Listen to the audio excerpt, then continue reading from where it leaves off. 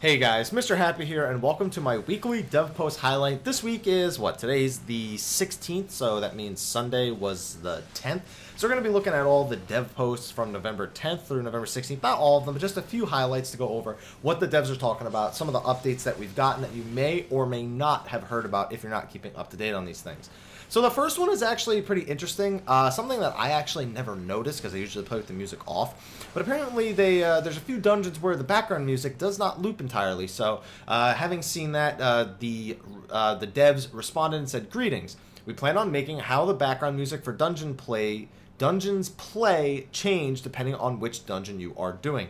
For example, we will be making the background music loop in the instance dungeon hard mode that is planned for patch 2.1. So that's their way of saying in the new dungeon that's coming out, the BGM will be looped in that dungeon.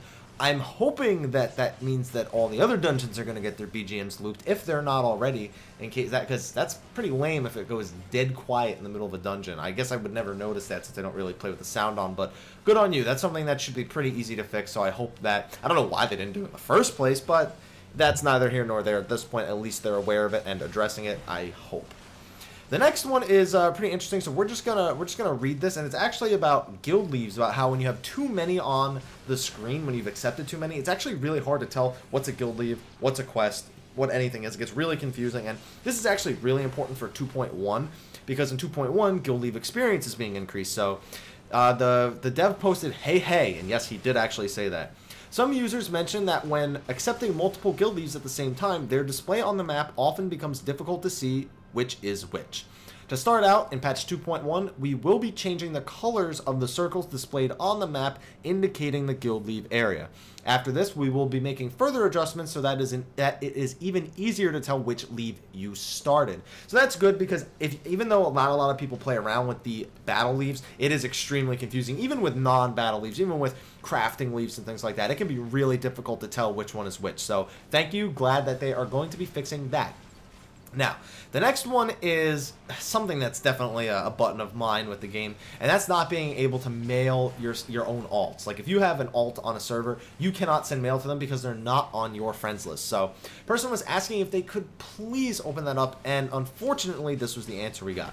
Currently, the system is designed just to allow sending items to those on your friends list. In the future, removing this restriction might be something to consider, but we don't have any planned changes at the moment. They are probably still doing that because of RMT, but really, just at least give us a retainer that's an account-bound retainer that can go between all the characters. Just something, please, and only allow us to put items in there that aren't bound or something like that. I don't know. Give us something. Even if I don't care about server load, just give us something, please.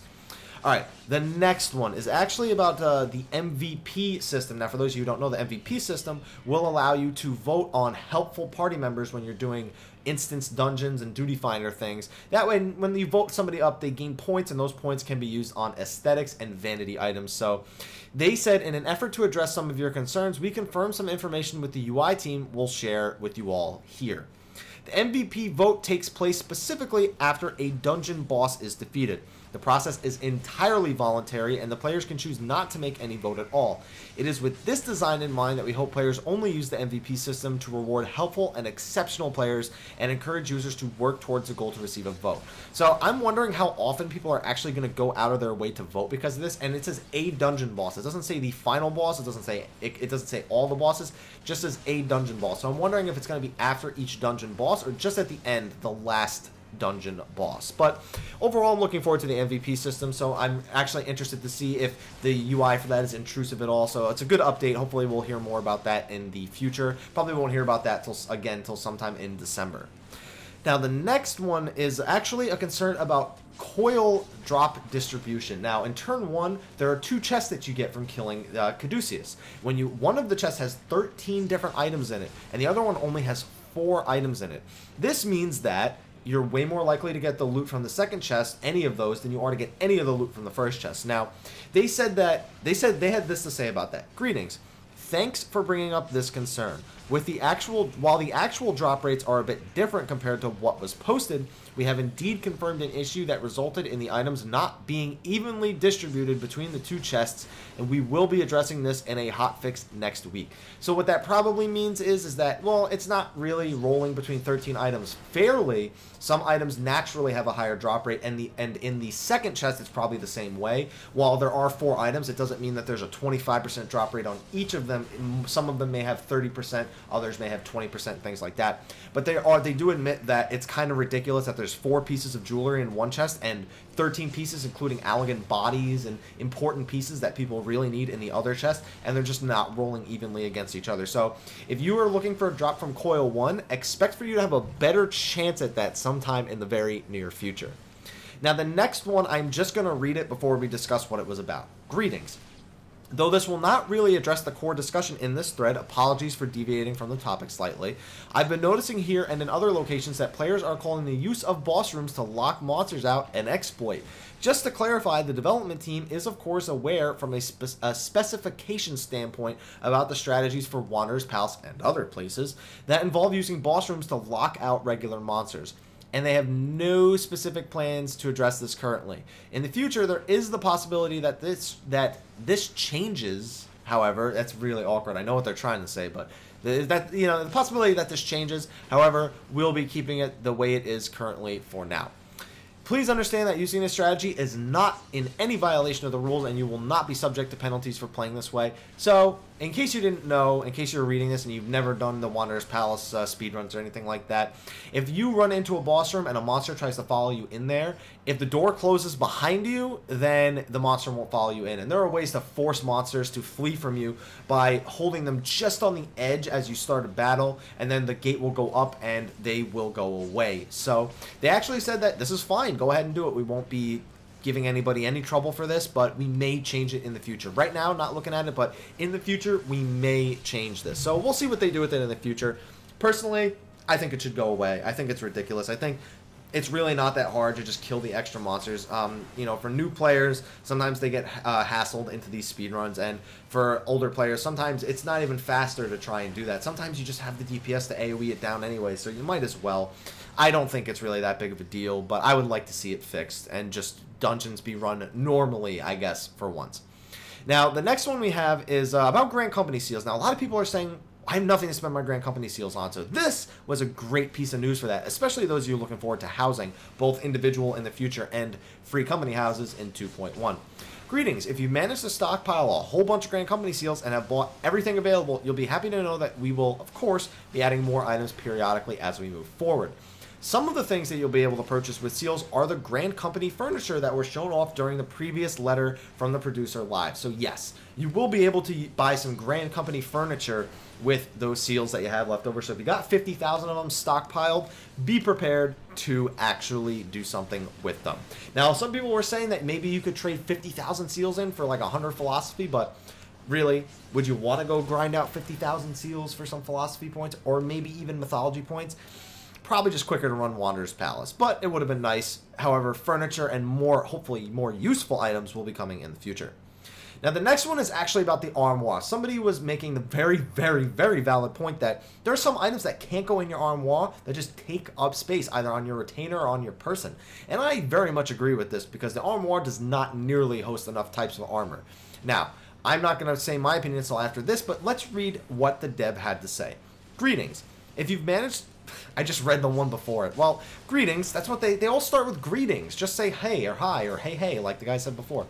Greetings, the armoire has been created to store items that only have a single way of obtaining them. Due to this reason, we do not have plans to make it possible to store crafted items or items that come from dungeons. However, we are looking into making it possible to store seasonal event items such as ones that could be obtained during All Saints Wake, and are planning to address this with patch 2.1. Now, this is necessary, but it still seems like they're missing a few things here, because another bunch of items that just came to the game that we really need to be able to store in our armoire are the lightning and snow items, the lightning strikes items, just because there's 9 weapons and there's 4 or 5 armor pieces. It's a lot. And because it all has stats on it, you can't put any of it in your armoire. So we really need the armoire to be extended to any sort of vanity item, Odin items, Behemoth items, lightning items, the Final Fantasy 11. Actually, those will be pets, so that won't really be the same. Either that or just give us more vanity items that are just companions or something. I don't know. Until the vanity system comes out, just try and fix the armoire. Thank you, Square Enix.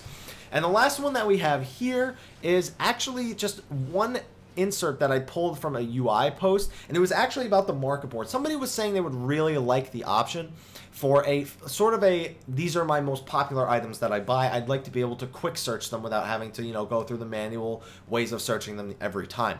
And they said that we will try and look into the implementation of this by making a favorites category where you can register items. What do you guys think about that? Do you guys think that you would enjoy going to the market and saying, okay, I always buy a ton of gold ore. Let me register it as a favorite, and then I can just go to my favorites? Or do you think that, honestly, it doesn't speed things up at all?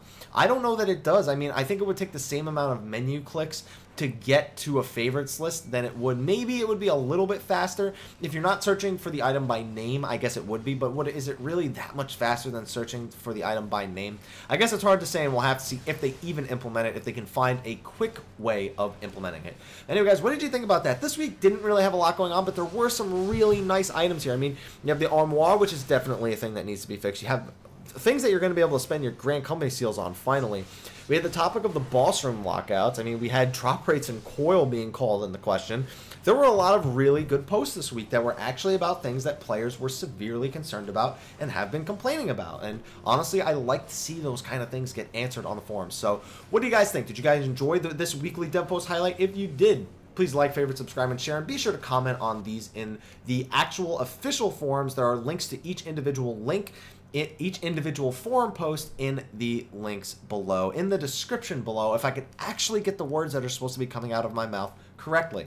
Also, feel free to follow me on Facebook and Twitter. You can go there, ask me questions, get updates about the videos that I'm doing, and so much more. Also, be sure to follow me on Twitch. I do live streams Sundays and Wednesdays. Hopefully, you can come by, have some fun, enjoy some gaming, some classic RPGs, some other newer games that are coming out. We're going to be having a lot of fun with that. So be sure to stop by the stream, guys. But anyway, guys, thank you for watching, and until next time, take care.